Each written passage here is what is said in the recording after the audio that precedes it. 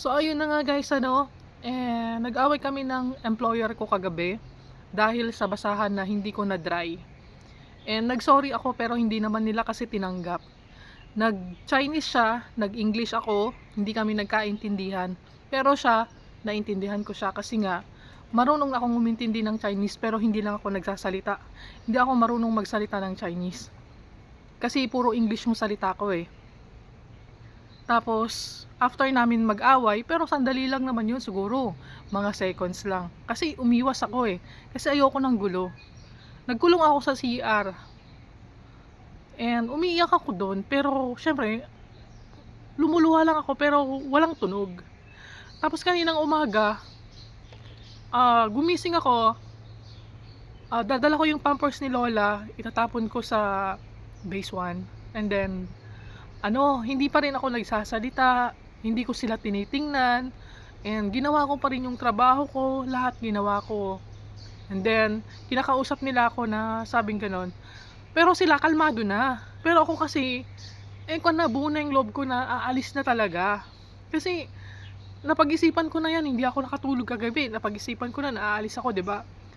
And, kaya yun yung ganun yung treatment ko. Pag gising ko ng umaga, naglinis ako, hindi ko sila tiningnan, hindi ako nag-good morning, hindi ako ngumiti. And, nung pakakainin ko na si Lola, kinausap ulit ako, sabing gano'n, lalagyan ba na natin ng asukal yung gatas ni Lola? Hindi pa rin ako nagsasalita. Hindi pa rin ako nagsasalita, kaya nainis siya. Kinuha niya yung asukal, binigay niya sa akin, so binigay ko kay Lola. Tapos, pagkatapos namin kumain, nilinis ko lahat. Aalis na kami, punta kaming park. Nag-away na naman kami. Kasi, sabi sa akin, Alin, kunin mo tong AT&T, pambili nyo ng pentang. Hindi ako nagsasalita, hinahayaan ko lang na naman. Hindi ako nagsasalita.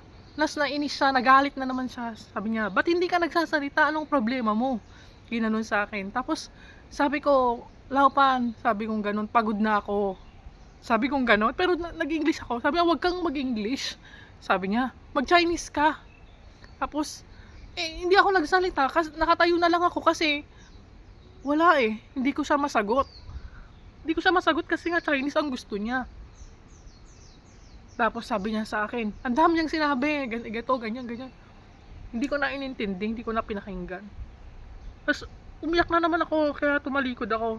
Then, umarap ako sa kanya ng formal. Sabi niya sa akin, Alin, forget about it. Sabi niya ganun sa akin. Kalimutan na natin yung nangyari kagabi at saka ngayon. Mag-start tayo ulit. Ginunon niya ako. Pero, nakapag-chat na ako dun sa anak niyang teacher na sabi ko, balik na nila ako sa agency.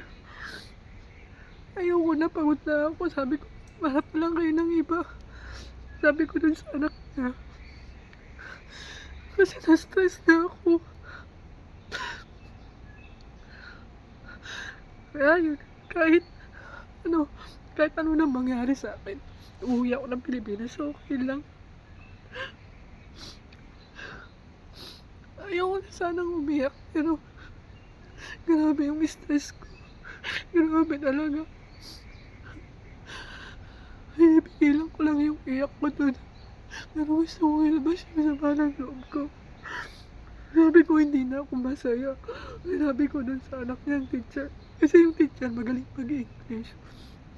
Sabi ko maghanap na lang tayo ng ibang kwela. Sabi ko gano'n. Sorry.